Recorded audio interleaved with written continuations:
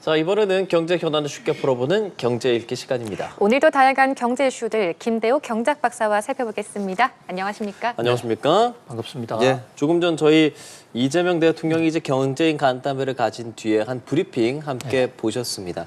전반적인 내용들은 뭐 민생 안정, 경제 성장 이런 게 중요하다는 이야기들인데 좀 어떻게 들으셨는지요? 예, 지금 이재명 대통령이 당선이 확정된 게 6월 4일 새벽입니다. 오늘이 지금 6월 13일이니까 열흘 됐네요. 예, 열흘 정도 됐는데요. 예. 상당히 이례적으로 빠른 시일 내에 재계 총수들 6개 경제단체 회장 전원과 5대 재벌 총수들을 전부 초치해서 식사까지 도시락으로 하면서 비교적 깊이 소상하게 얘기를 했는데요. 그 의미는 대통령실이 밝힌 대로 첫 번째, 지금 한미 무역 협상, 트럼프 관세 폭탄에 따라서 1차적으로 피해자가 우리 기업들입니다. 그 기업들의 의견을 집중적으로 들어서 정부가 무역 협상의 스탠스, 우리 입장을 관철시킬 어떤 지혜를 좀 얻겠다. 그 재계의 의견을 청취하겠다는 그게 첫 번째고요. 또 두 번째는 이재명 대통령이 후보 시절에도 먹고 사는 문제가 가장 우선이다. 심지어 먹사니즘이라는 그 신조어까지 만들었는데요. 오늘도 이재명 대통령은 먹고 사는 문제의 핵심은 경제 문제고 경제가 잘 돼야, 경제가 부강해져야 먹고 사는 문제가 해결될 텐데 그 경제는 역시 기업들이 주도해야 된다. 그러면서 기업들에게 국민들의 먹고 사는 문제, 먹사니즘 문제에 좀 적극적으로 신경을 갖고 뛰어달라. 그것을 이제 부탁하는 그게 두 번째고, 이제 또 하나 더 있다면은 그 공정 경제. 지금 기업들에 대해서 규제 완화 등을 위해서 기업 활동을 적극 지원하겠지만은 그러나 불공정 행위 안 된다. 뭐 노사 간에도 좀 서로가 입장을 서로 주고받으면서 한쪽이 다른 한쪽을 일방적으로 가해하는 거 이거 참을 수 없다. 특히 안전사고 이런 것도 안 된다. 이러면서 통상은 보통 첫 모임에 대부분 덕담만 주고받는데 이번 이재명 대통령과의 재계총수 회담은 뭐 상당히 실질적인 얘기가 오고 갔고 또 재계총수들 입장에서도 지금 당장 당면한 트럼프 관세 폭탄 상황에서 우리 정부에 대해서 이런 걸 해달라. 상당히 심도 있는 얘기가 진행이 된 것으로 보여집니다.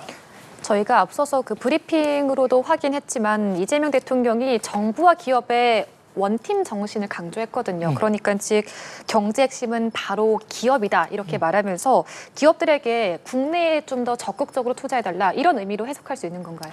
그렇습니다. 지금 사실 관세 폭탄도 당면한 현안이긴 하지만 한국 내에서의 이 먹거리 문제 또 자영업자 문제 이게 근본적으로 우리 사회에서 부가가치가 많이 창출이 되고 일자리가 많이 생겨야만 해결될 수 있는 문제거든요. 예. 일자리가 많이 생기려면 국내 투자가 늘어나야 되는데 최근 들어서 우리 국내 기업들이 국내를 좀 끓이는 경향이 상당히 심해졌습니다.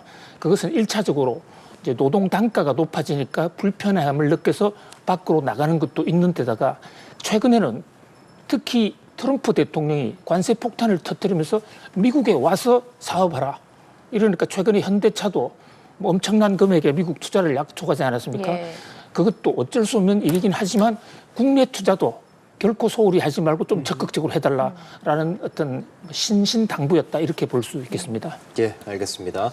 자, 그런 이야기들을 바탕으로 우리 경제 발전에 더 좀 좋은 영향을 미쳤으면 좋겠다라는 생각을 해보도록 하겠고요.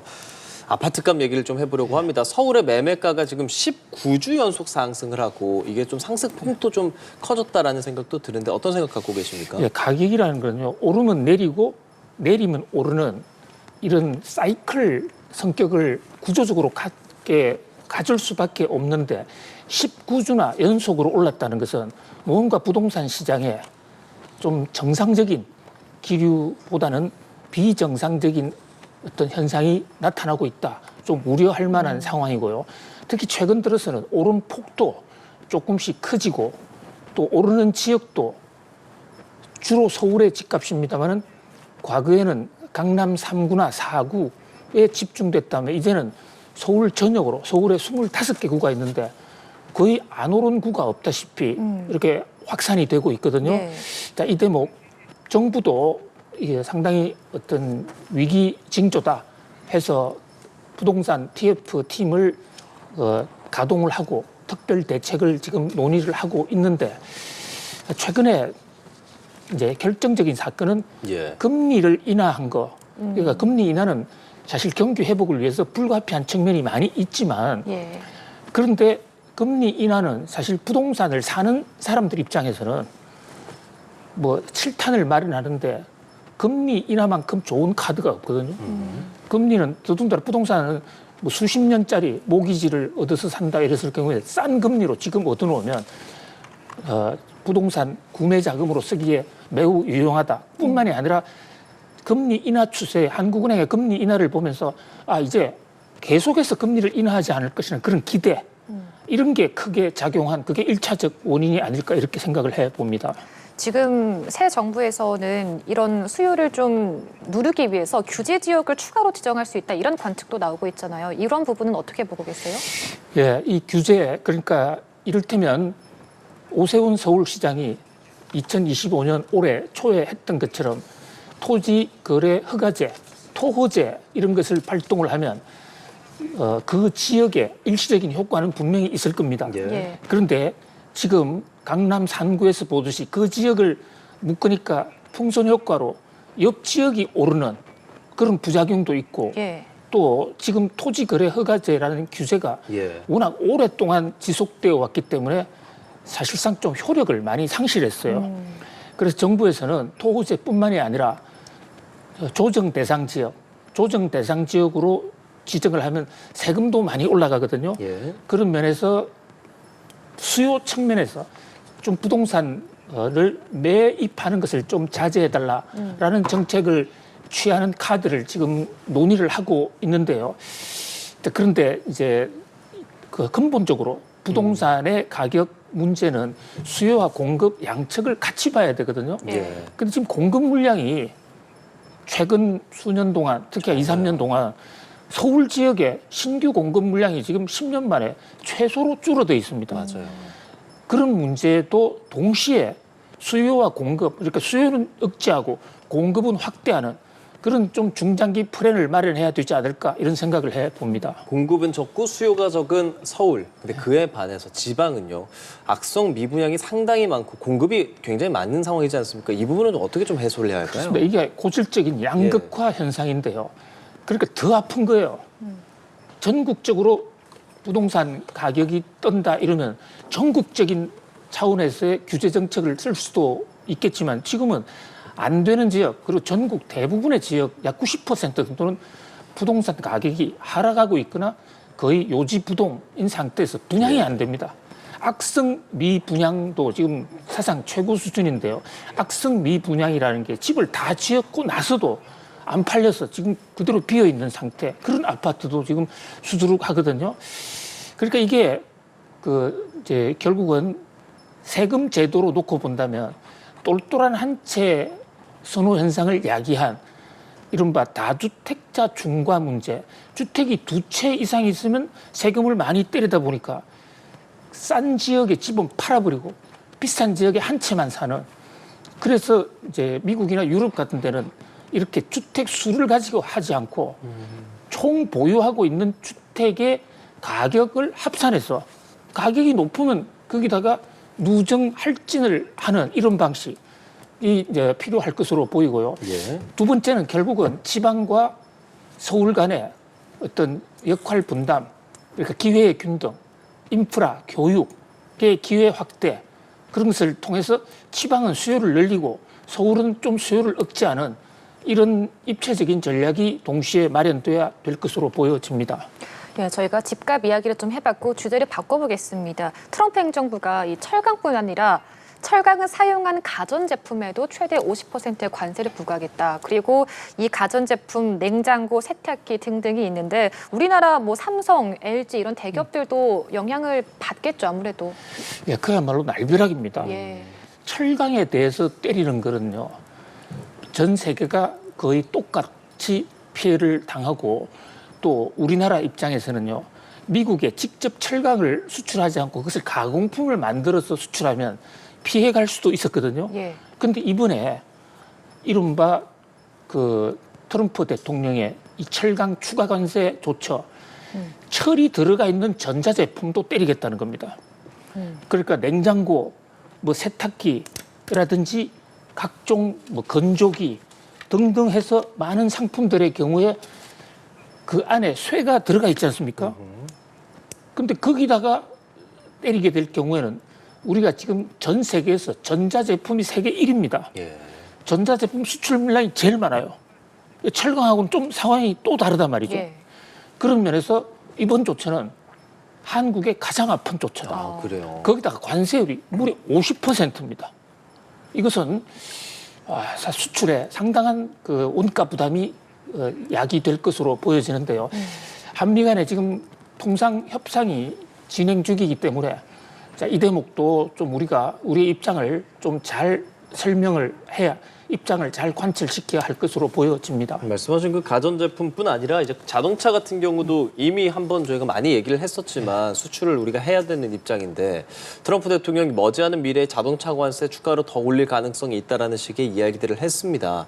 이것도 저희 입장에서 좀 잘 지켜봐야 되는 거 아닐까요? 설상가상인데요. 예. 지금 전자제품에 철강에 50% 때린다는 관세가 철강보다 더 무섭다고 그랬는데 지금 자동차 관세를 올리면 이것은 전자제품 부속물에 대한 관세보다도 더 무섭습니다. 지금 자동차는 우리나라에서 생산돼서 판매되는 것보다도 우리가 외국에 수출해서 거기서 사실상 기업을 꾸려간다고 해도 과언이 아니고 우리나라 제1의 지금 수출 시장이 미국입니다.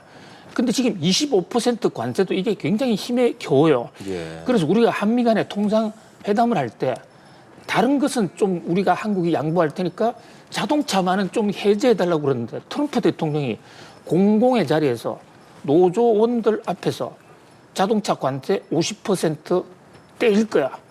그러면서 한 가지 단서를 달았습니다. 내가 관세를 높이 때려야 외국 기업들이 외국에서 만들어서 미국으로 수출하지 않고 미국 와서 직접 생산하면 그렇다면 노동자들에게 일자리가 늘어나지 않겠는가. 자, 이 대목은 뭐 정치적으로도 상당히 어떤 복선이 있는 어떤 공약으로 보여지는데요. 물론 당장에 하겠다는 것은 아닌데 예. 만약 50% 자동차 관세를 했을 경우에 이 또한 우리나라 자동차 회사가 받는 타격, 물론 자동차는 일본과 한국이 같이 타격을 받겠습니다만은 이 타격도 우리 경제에 주는 충격은 상당히 클 것으로 보여집니다. 지금 이런 관세 대비해서 여한구 신임통상교섭본부장이 대미협상 TF를 확대 개편하고 또 실무수석 대표도 현재 국장급에서 1급으로 격상할 것이다 이렇게 말했는데 그렇다면 즉 이 한미 협상에 총력을 다하겠다라는 걸로 볼 수 있고 앞으로 어떤 전략을 펼칠 걸로 보이시나요? 그렇습니다. 우리가 현재 그 대통령이 골위된 상태에서 과도 정부 하에서 미국과 한국 간의 사실 통상 협상을 제대로 하지 못했습니다. 서로 간에 입장만 주고받는 정도. 그런데 그러는 바람에 우리는 협상할 시간이 사실상 다른 나라에 비해서 굉장히 적었죠. 네. 이제 정부 출범한 지 10일 정도 되는데 트럼프 대통령은 지금 우리 협상 시한이 7월 9일까지입니다. 근데 그까지도 못 기다릴 테니까 앞으로 10일 내에 모든 입장을 협상안을 내놔라. 그렇지 않으면 일방적으로 추가 관세안을 때리겠다고 지금 상당히 속도전을 하고 있는 상황이거든요. 그래서 우리 대통령도 아직까지 내각 인사를 하지 않은 상태지만은 우리 통상대표부, 우리의 그 통상대표는 지금 여환구 대표를 선임을 했습니다. 예. 이분이 창구가 되거든요. 예. 그래서 협상에 그 급도 올리고 또 바로 지금 대통령하고 핫라인을 해서 미국하고 직접 바로 협상을 하겠다. 그래서 여환구 통상교섭본부장이 미국 측에 고위급 회담을 지금 제안을 해놓은 상태인데 네. 빠르면 뭐 내주 초에라도 지금 협상이 진행될 것으로 보여집니다. 특히 여환구 본부장은 그냥 단순히 관세 몇 % 올리고 내리는 이런 각계 딜보다는 패키지로 통 크게 큰 것은 그러니까 줄 것은 주고 받을 것은 받겠다 해서 국가 경제 전체 한미 관계를 놓고 좀 판을 크게 해서 우리 국익을 극대화하겠다 이렇게 지금 밝히고 있는데 한번 지켜볼 필요가 있을 것 같습니다. 예, 알겠습니다. 경제 읽기 김대호 경제학 박사와 함께했습니다. 고맙습니다.